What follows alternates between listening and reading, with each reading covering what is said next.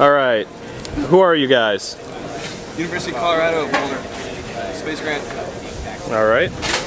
And what's your, in general, is your payload here?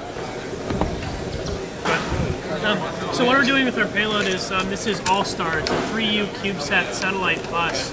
We're designing the 3U so that basically scientific missions can install half a CubeSat into our bus, and then we provide CDH, power, ACS, and then the communication system is down to the ground. What we're doing on the microgravity flight is we're actually testing the deployment system of this main structure, the solar panel wings, and then also testing the ACS control system during the flight. Okay. So how complete is this CubeSat? Electrically? Or Yeah. So right now we basically have the CDH system intact. We have the EPS system power converters intact. We don't have battery charging on board yet. Okay. But everything else is on there. We don't have the peak power tracking in this system because obviously we don't have active solar panels. The ACS subsystem has 3 reaction wheels as well as its controller board and the motor controller itself. And then the rest of the system is basically mass simulant. So we have a lot of batteries to simulate the mass of the payload, as well as the mass simulants for the communications boards and systems. Okay.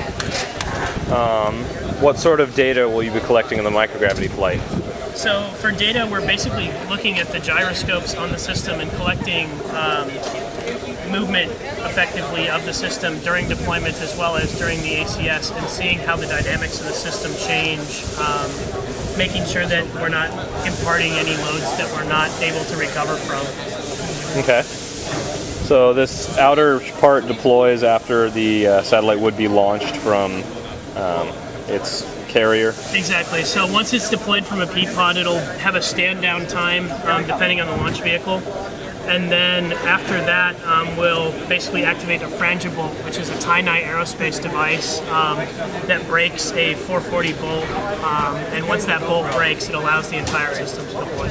Okay. What's the purpose of the extra length? The extra length provides the payload external surface area that would otherwise not be possible for a payload, while still maintaining three views of full use for the satellite solar arrays.